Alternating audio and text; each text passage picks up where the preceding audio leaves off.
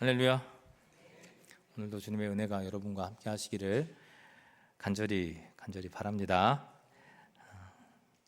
무엇을 믿고 계십니까? 믿음 있으시죠? 믿음. 무엇을 믿고 계세요? 무엇을 믿고? 하나님은 눈에 보일까 안 보일까요? 보이죠? 누굴 통해서 봐요? 저요? 눈에 안 보여요. 주님의 음성 들리죠? 스피커를 통해서 잘 안 들려요. 잘 안 들려. 그러니까 인간의 시선에서 볼 때는 보이지 않는 존재를, 들리지 않는 존재를 신뢰하고 따르는 것이 매우 불확실해 보이는 일입니다. 그야말로 어떤 신학자는 그래서 믿음을, 신앙생활을 위험천만한 일이다, 그렇게도 이야기하죠. 보이지 않는 길을 가야 하니 말입니다. 근데 성경은 그렇게 얘기하지 않아요. 보이지 않는 거 믿는 거, 이게 믿음, 그냥 믿음도 아니고 참된 믿음이다. 앞에 보이지 않아도 계시는 것처럼 믿는 믿음, 들리지 않아도 듣는 것처럼 순종하는 믿음, 이게 진짜 참된 믿음이라고 성경은 말씀하고 있어요. 여러분 잘 아시는 부분 히브리서 11장 1절을 보니까 이렇게 말씀합니다. 믿음은 바라는 것들의 실상이요 보이지 않는 것들의 증거다. 바라는 것들의 실상이 되고 보이지 않는 것들의 증거가 되는 것이 바로 믿음이다. 이거 세상의 시각으로 보면 정말 미련해 보일 수밖에 없는 거예요. 제가 여러분들 봐도 정말 미련해 보여요. 여러분들 저 보면 어떻게 보여요? 진짜 미련하게 보이. 더운데 왜 저렇게 가운 입고 서 있나. 미련하게 보일 수밖에 없어요. 여러분 그게 신앙생활, 또 믿음 생활, 세상이 바라보는 우리에 대한 시선일 수밖에 없죠. 결코 곱게 우리를 바라보지 않아요. 사실 신앙생활하면서 가장 핵심이 뭡니까? 예수 그리스도의 부활 또 구속을 통해서 우리의 죄를 사하여 주셨고, 그리고 우리는 천국 구원을 받았다, 하나님 백성이 되었다. 할렐루야. 그러셨죠? 그러시죠? 천국 백성 되셨죠? 여러분 마음속에 예수 그리스도가 살아 계시는 거죠? 그러니까 이상하죠.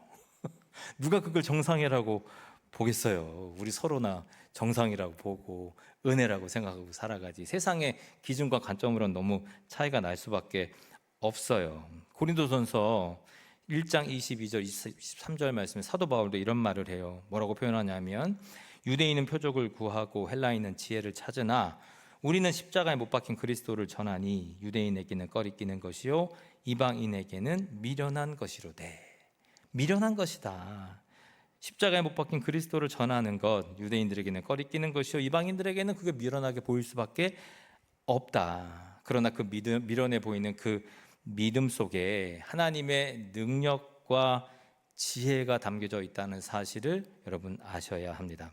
그러니까 믿음의 세계는 세상에 펼쳐지기도 하지만 세상이 바라볼 땐 전혀 다른 차원의 삶을 우리가 살아가고 있는 거예요. 성도 여러분, 여기서 우리가 조심해야 될 것이 있어요. 왜냐하면 우리의 본성이 분명히 존재하고 있기 때문에. 보이지 않는 사람, 보이지 않는 하나님, 보이지 않는 성령님을 믿는다고 하면서도 그 믿음의 증거를 우리는 보이는 것으로 나타내려고 한다는 말이에요. 분명 보이지 않고 들리지도 않는데 마치 보이는 것처럼, 들리는 것처럼 우리의 어떤 마음, 우리의 삶을 나타내려고 하는 그런 함정에 우리는 쉽게 빠진다는 말입니다. 믿음의 대상은 보이지 않는 분이라고 그렇게 말하면서도 믿음의 증거는 보이는 것으로 나타내려고 한다는 것이죠. 그게 문제냐? 문제는 믿음 있으면 삶이 있는 거지, 너무 당연한 건 아니냐, 그런 생각할 수 있는데 그게 바뀌어서는 안 된다는 거예요. 삶이 있어서 믿음을 얻는 게 아니라 믿음이 있어서 삶을 사는 건데, 우리는 그걸 바꿔서 생각하는 그런 묘한 악한 습성이 우리에게는 있다는 것이죠.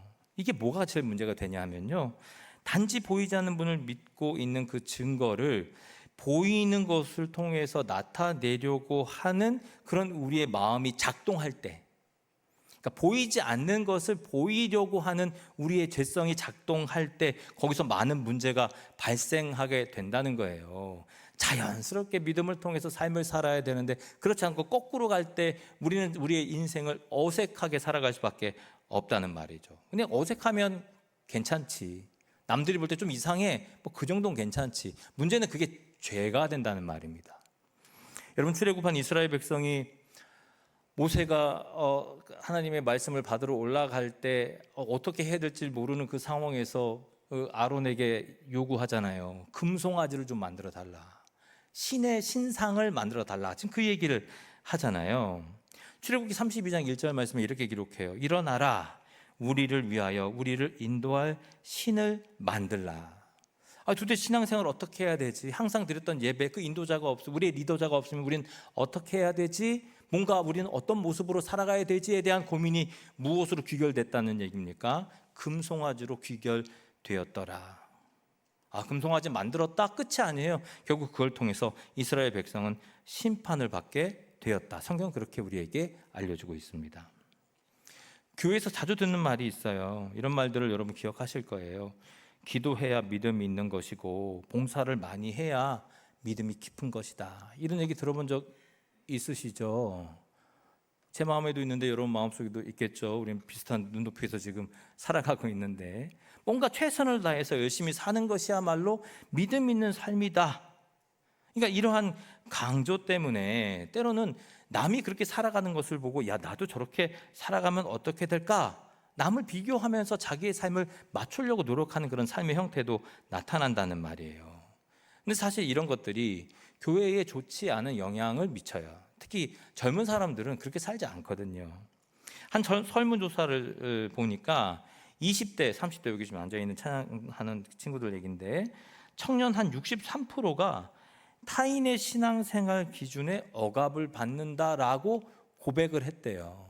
뭐 우리 청년들은 꼭 그렇지는 않겠지만 이렇게 해야 돼 이런 거 있잖아요. 신앙생활 해야 돼, 뭐 기도해야 돼, 뭐 예배 빠지면 안 돼, 뭐 이런 얘기들 있잖아요. 이런 것들로 우리 청년들이 이렇게 좀 이렇게 예전에 신앙생활 했던 그런 것들을 꼭 해야 되는 것처럼 억압을 받고 있다. 이 청년들은 그렇게 느끼고 있다는 거예요. 그러니까 예전에 어떤 청년이 새 가족이 와가지고 저하고 상담하면서 그런 얘기 하더라고요. 목사님네 교회는 여기 한 구석에다가 노터치 존을 좀 만들어 달라고. 어른들이 질문하지 못하도록 그냥 예배 드리고 조용히 가고 싶은데 뭔가 어디 왔냐, 뭐 했냐, 결혼했냐, 어디 다니냐 이런 얘기를 자꾸 묻는다는 거예요. 신앙생활 이렇게 해야 어떻게 했냐, 뭐 어디 교회 다녔냐 자꾸 그런 걸 물어본다는 거예요. 그러니까 그게 너무 힘들다고. 그러니까 때로는 우리의 신앙, 나름의 신앙생활이라는 것, 그게 마치 믿음이라고 생각하는 것을 우리는 다음 세대에 강조하고 있는 것은 아닌가. 근데 이 사실을 알면서도 사실 이런 말을 들으면 좀 우리는 당혹스러운 것이 사실이에요. 사실 교회 생활하면서 최선을 다하고 열심히 한다는 건 누가 막을 사람 없잖아요. 그리고 그렇게 해야 마치 우리가 구원받을 것처럼 생각되는 경우도 너무 많아요. 이거 아무것도 안 해도 되나? 아무것도 안 해도 천국 가나? 뭘 아무것도 안 해? 천국 갈 때 무엇이 필요합니까? 믿음이 필요하잖아요. 무엇을 믿는 믿음이 필요합니까? 예수 그리스도가 십자가를 통해서 우리의 죄를 사해 주셨다. 이 믿음이 있으면 뭘 받아요? 구원받는 거잖아요. 뭐 기도 10시간 하면 구원, 열심히 봉사하면 구원, 열심히 헌물하고 헌금하면 구원. 그게 성경에는 나와 있지 않아요. 오직 성경의 기준은요. 야, 믿음 있냐 없냐. 행위가 있냐 없냐를 얘기하는 게 아니라 믿음이 있냐 없냐만을 성경은 기록하고 있단 말이에요. 또 이런 얘기하면 항상 걱정되는 게 아무것도 안 해도 되는데 거봐 내가 맞잖아 막 이러면서 피곤하니까 오늘은 교회 안 나가도 되잖아 뭐 이런 얘기 할까 봐 걱정은 되는데 바뀌면 안 된다는 거예요. 믿음을 통해서 행위가 나오는 거지 행위를 통해서 믿음이 주어지는 건 아니라는 얘기를 성경은 우리에게 끊임없이 해준다니까요. 왜 사람은 끊임없이 그걸 반대로 생각하기 때문이에요. 천국은요 예수 그리스도를 믿으면 가는 거예요. 할렐루야. 믿으면 천국 가는 거예요. 근데 이 말을 쉽게 동의하지 못하더라고요. 알긴 알아. 근데 정말 그것만으로 괜찮을까? 그것만으로 가능할까? 여러분 그게 불신이거든요. 불신. 구원은 오직 예수 그리스도의 피로 말미암아 구원을 받게 되는 거예요. 봉사, 기도 아니에요. 오직 믿음으로만 구원을 받는다. 근데 그럼에도 불구하고 뭔가 하지 않으면 뭔가 불안하고 이렇게 막 떨리고 그런 분들이 있잖아요. 뭐 금단 현상 같은 게 생기고 봉사를 해야 사는 것처럼 어디 전도를 해야지 뭔가 내 의미를 다하는 것처럼 생각하며 살아가는 분들이 있어요. 그 옆에 있는 분들이 다 그 얘기를 듣잖아요. 기도해야 돼, 전도해야 돼, 뭐 해야 돼, 말씀 봐야 돼, 안 하면 안 돼. 왜 그럴까요? 왜 도대체 그런 말을 하는 걸까요? 왜 어디 성경에서 나오지 않는 말들을 우리 마치 진리처럼 생각하고 사느냐는 거예요. 기도해야죠. 말씀 봐야죠. 예배해야죠. 지금 그 얘기하는 거 아니잖아요. 왜 그런 거에 대한 부담을 가질까요? 그건 우리의 깊은 내면 속에 여전히 행위가 성도됨에 증명할 수 있다는 그런 생각을 우리가 갖고 살아가고 있기 때문이에요. 뭔가 보여줘야 된다는 생각, 뭔가 해내야 된다는 생각, 이 생각 때문에 신앙생활이 잘못되고 있다는 거죠. 누군가는 이렇게 하는데 야 나도 저런 모습으로 되면 좋겠다. 누군가는 이렇게 기도하는데 나도 저런 모습으로 기도하면 좋겠다. 근데 과연 그 모습을 하나님께서 기뻐하시겠느냐? 여러분, 어떤 사람은 기도하는데 은사가 있어서 기도 예배실 들어가면 1시간 2시간 동안 기도하는 사람이 있어요. 랄랄랄라 기도 그냥 2시간도 아무렇지도 않게 하는 사람이 있어요. 근데 어떤 사람은요 5분만 앉아 있어도 부시럭부시럭 거리는 사람이 있다고요. 어떤 사람은 성경책 읽으면요 너무 즐겁다고 역사서 무슨 시가서 엄청 재밌게 읽는 분들이 있고요. 어떤 분들은 역사서 보면 이게 도대체 무슨 의미인지 모르는 사람들도 있어요. 1시간 5분 앉아 있기도 힘든 사람들이 있다고요. 다 하나님께서 우리에게 각자의 은사를 주었잖아요. 어떻게 서로가 그 은사를 다 포기하고 누군가를 닮아가려고 애쓰고 노력하냔 말이에요. 그게 과연 하나님의 뜻에 합당하겠느냐? 그게 아니라는 것이 성경에 기록되어 있는데, 여러분 그 유명한 인물 중에 한 명 누구냐면 아나니아와 삽비라라는 인물이에요. 이 가정이 그 당시에 사도행전 그 안에 있는 초대교회의 모습에서 유무상통, 소위 자기의 것을 내어놓고 모두 다 나눠가는 그 시스템, 그때 초대교회 시스템이 그랬거든요. 그 시스템 안에 살아가면서 바울이라는 사람, 바나바라는 요셉이라는 사람이 자기의 모든 재산을 헌물하여서 사람들에게 칭찬받았더라 하는 장면이 등장해요. 그러니까 이 아나니아와 삽비라도 야 저렇게 하면 믿음이 있는 거구나, 나 칭찬받겠구나, 나도 저렇게 살았으면 좋겠다 하고 자기의 재산을 일부를 팔아서 교회에 헌물하였더라, 그런 기사가 등장하고 있습니다. 그런데요 중요한 건요 하나님께서 그 헌물을 기뻐받지 않으셨다는 거예요. 말씀이 이렇게 기록되어 있어요. 사도행전 5장 3절 말씀인데 이렇게 기록합니다. 어찌하여 사탄이 내 마음에 가득하여 내가 성령을 속이고 땅값 얼마를 감췄느냐? 땅을 팔았나 보죠. 그냥 다 내놓으면 됐지. 그거 얼마를 또 감췄어.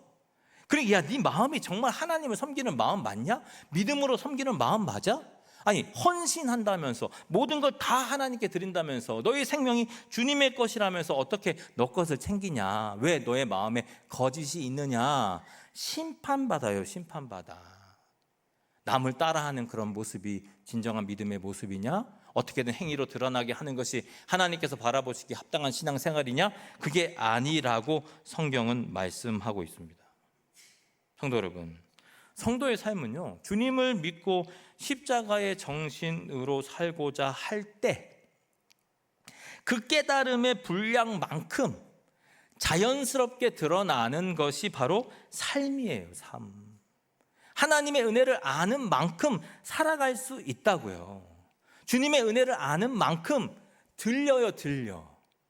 지금 오늘 30분 설교하면요 여기서 10분 듣고 많이 가시면 그거 대단한 거예요. 그거 보통은 한 3분 생각하고 한 2분 듣다가 쇼핑센터 생각하고 친구 생각하고 약속 생각하고, 그렇죠?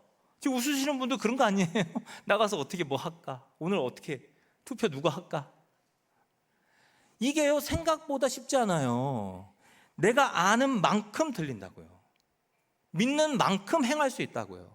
은혜를 아는 만큼 더 깊이 주님을 만날 수 있다는 사실을 잊어서는 안 돼요. 남의 눈을 의식해서 마치 열정 부려서 마치 내가 뭐 잘하는 것처럼 나의 열정, 나의 개인의 열정인데도 불구하고 마치 그게 하나님께 주신 열정이라고 생각하고 애쓰고 노력하는 그런 모습을 성경에서 딱 한마디로 표현해요. 위선이다. 그건 하나님의 뜻과는 상관없다. 그 열심이 남들이 볼 때는 정말 타오르듯이 정말 최선을 다해서 살아가는 것처럼 보이지만 그 열정을 통해서 자기가 타버리기도 하고 남을 태워버리기도 하는 위험 요소가 될 수 있다는 사실도 우리는 깨달을 수 있어야 됩니다. 신앙생활은 남 보자고 하는 게 아니에요. 오직 하나님과의 관계를 통해서 신앙생활을 하는 거고, 하나님과 깊은 교제를 통해서 오직 하나님의 능력 가운데 살게 되는 것, 그것이 바로 믿음을 가진 신앙생활의 모습이다라는 것을 우리는 결코 잊어서는 안 될 것입니다. 성도 여러분, 오늘 출애굽 말씀 모세에 대한 이야기인데 소명을 받을 때의 바로 그 순간 이야기예요. 그런데 여기 참 대단한 장면이 하나 등장을 해요. 불꽃이 막 타올라요. 타는 불이 등장한단 말이에요. 기적과 같은 일들이 일어나요. 근데 그 왜 기적이냐 봤더니 모세가 본 떨기나무의 불꽃은 그 떨기나무는 타지 않고 불이 타오르는 그런 장면이었기 때문에 그런 거예요. 어떻게 나무가 타지 않고 불이 타오를 수 있을까? 이성과 상식으로는 절대 이해할 수 없는 이야기가 이 말씀에 등장한단 말입니다. 그럼 그 불의 성격이 뭐냐? 도대체 영적인 의미를 무엇으로 우리에게 알려주시려고 이 장면을 모세에게 보여주시고 오늘 우리에게 알려주시는 것인가? 두 종류의 불이 있다는 것을 이 불을 통해서 우리는 깨달아야 돼요. 첫 번째 뭔지 아십니까? 바로 열정의 불이에요. 열정의 불. 열정의 불은 나의 열정의 불, 나로부터 나타나는 이 열정의 불. 근데 이것이요, 나를 태우기도 하고 이웃을 태울 수 있는 위험한 요소라니까요. 우리가 보통 탈진했다 이러면 뭐라고 영어로 표현합니까? 번아웃 됐다 그러잖아요. 번아웃이 뭡니까? 확 타버렸다는 얘기거든요. 나의 열정은 나를 확 타버리게 만들 수도 있어요. 나의 열정이 내 옆에 있는 사람을 확 타버리게 만들 수도 있다는 얘기. 그만큼 위험한 요소가 되는 거죠. 두 번째는요, 하나님의 불이에요. 성령이 마가의 다락방에 내려오실 때 마치 불꽃이 내려오는 것처럼, 성령이 강림하신 것처럼. 근데 그 역사를 통해서 다 타 죽었냐? 아니요, 생명의 역사가 나타났거든요. 그 불은 타기는 타는데 재가 되지 않아요. 영원히 타올라요. 변함없이 타올라요. 지금도 역시 여러분 마음 가운데 타오르는 이 불이 성령의 불꽃 아니겠습니까? 출애굽 오늘 말씀 3장 2절에 그 상황을 이렇게 묘사하고 있어요.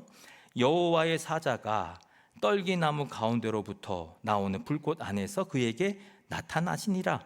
그가 보니 떨기나무에 불이 붙었으나 그 떨기나무가 사라지지 아니하는지라. 번아웃 되지 않았어요. 그런데 그 안에 누가 있는 거예요? 여호와의 사자가 그 안에 있더라. 불은 붙었지만 나무는 타지 않고 그 안에 생명의 영이 있었더라. 성경은 이 말씀을 왜 우리에게 지금 나타내고 있는 겁니까? 하나님은 주님의 일을 감당할 때 우리의 이해를 원하지 않으신다. 우리의 동의를 얻지 않으신다는 거예요.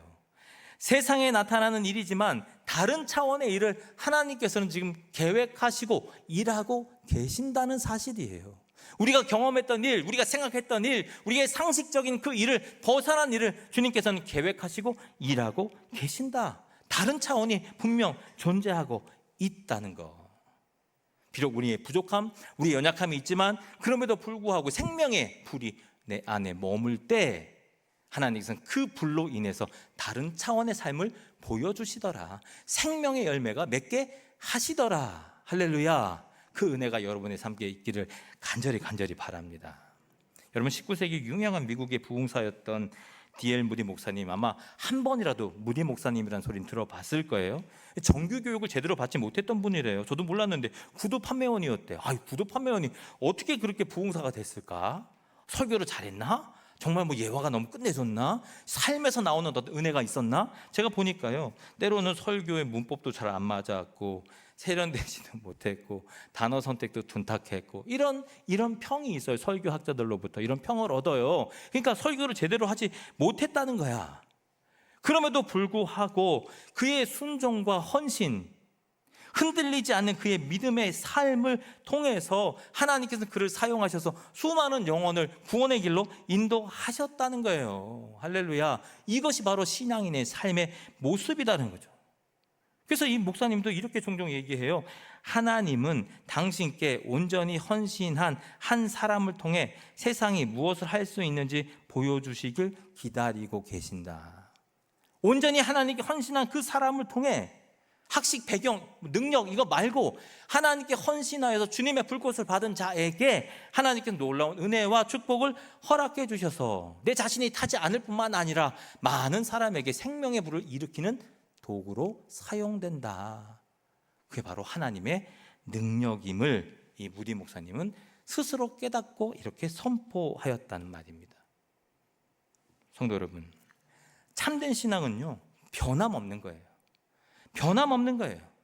시편 1편 3절엔 이런 말씀이 있어요.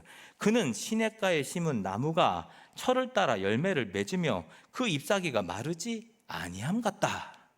무슨 말입니까? 시냇가에 심은 나무처럼 계절마다 꾸준히 멈추지 않고 변함없이 열매를 맺어간다. 그게 생명의 불꽃에 감염된, 생명의 불꽃에 휩싸인 자의 삶의 모습이에요. 마태복음 5장 13절 말씀에도 이런 말씀이 있어요. 너희는 세상의 소금이니 소금이 만일 그 맛을 잃으면 무엇으로 짜게 하리요? 너희는 세상이 뭐다? 소금이다. 그 정체성을 잃지 않는다, 유지한다는 거예요. 뭐가요? 우리의 마음에 생명의 불꽃이 일어나고 있을 때, 결코 변함없는 삶을 살아갈 때, 주님을 의지하는 그 마음이 있을 때, 우리의 삶의 평정함이 있을 때 하나님께서 우리의 삶을 통해서 주님의 놀라운 생명의 역사를 이루어 가신다. 성도 여러분, 사실 오늘 말씀에 등장하는 이 모세는 그러한 삶을 살기에는 너무 거리가 먼 사람이었어요. 그의 인생은 그야말로 굴곡진 인생이었잖아요. 여러분, 그가 모세라는 이름을 부여받았을 때 건짐을 받았다 그러잖아요. 왕의 후손에게 버려진 아이가 건짐을 받아서 왕의 교육을 받고 살아요. 그게 40년 동안 그렇게 살아요. 근데 여러분, 그 40년 동안 물론 왕의 교육을 받았기 때문에 나름 세상을 통치하는 훈련들, 그리고 사람들로 하여금 존경도 받고 왕자복을 딱 입었으니 어느 누군가가 터치할 수도 없는 그런 나름의 위험 있는 삶을 당연히 살았을 거 아닙니까? 이런 삶의 배경을 통해서 여러분, 내가 뭘 해도 할 수 있다는 그런 자부심, 우월감, 이런 것들이 그의 마음에 있었을 것이 당연해요. 그러니까 그의 백성이 죽임을 당했을 때 내가 마치 이스라엘 백성을 회복을 할 수 있는 것처럼 사람을 죽이는 죄악을 저지르잖아요. 그 이후의 삶은 또 어떻게 변합니까? 80살까지 이방인의 삶에서 벗어나지 못하고 살아요. 왕궁에 살았던 사람이 이제는 광야에서 삶을 산다는 말이에요. 우월감에 빠졌던 그 삶이 이제는 반대로 열등감을 안고 살아갈 수밖에 없어요. 그들의 보호 아니면 살 수가 없으니까 양을 치고 살아요. 이방인들의 보호를 안고 살아간단 말이에요. 그들과 결혼하고 살아간단 말입니다. 왕에서 이방인으로, 왕궁에서 광야로 떨어진 삶, 이제 열등감에 사로잡혀 살 수밖에 없는 거죠. 모세는 이와 같이 삶이 너무나 번잡했어요. 너무나 변화무쌍했단 말이에요. 하나님께서 그를 쓰셨는가? 아니요, 그렇지 않아요. 40세 때 모세 왕궁으로 있었죠. 왕의 교육이 있었죠. 젊음이 있었죠. 하지만 우월감의 모세를 하나님께서 선택해 사용하셨느냐? 그렇지 않단 말입니다. 또한 80세 모세도 마찬가지예요. 광야에서 살았죠. 집이 없어요. 이방인으로 열등감에 빠져 살아요. 그를 하나님께서 사용하셨느냐? 그렇지 않단 말입니다. 하지만 그를 주님께서는 어느 때인가 부르셨어요. 그리고 이렇게 말씀하세요. 5절이에요. 내 발에서 신을 벗어라. 내 발에서 신을 벗어라. 여러분, 무슨 뜻일까요? 실제로 고대 금동 지방에서는 신발을 보고 그 사람의 신분을 확인했대요. 그 사람이 신발을 어떻게 신고 다니는지, 그리고 얼마나 더러워졌는지에 따라서 그 사람의 신분이 결정되는 거예요. 생각해보세요. 우리가 영화 같은 데 봐도 그 당시에 뭐 가죽으로 만든 약간 슬리퍼 같은 그런 신발을 신고 다니는 거 우리 보잖아요.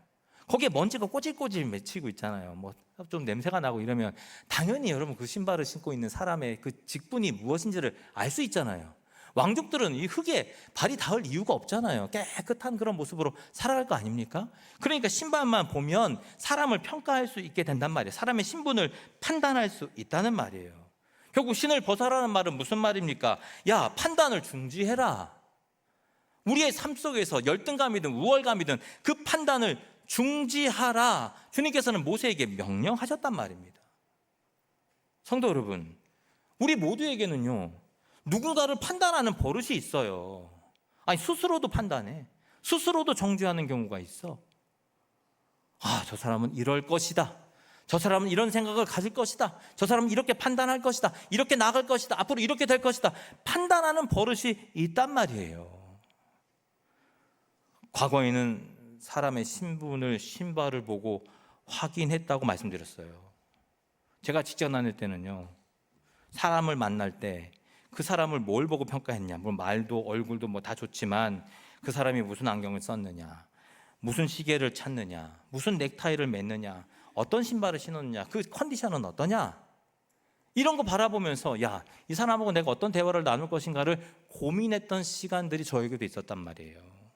사람을 보면 딱 그 사람의 생각이 보여요. 어떻게 살아갈 것인지, 어떻게 그 사람의 배경이 어떻게 될 것인지, 어떤 정도의 재력을 갖고 살아가는 사람인지가 보인다는 말이에요. 그게 사람의 생리인 거예요.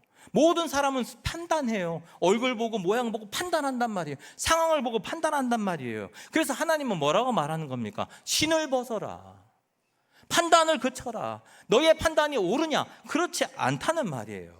판단을 그치고 누굴 바라봐야 합니까? 주님을 바라봐야 한다.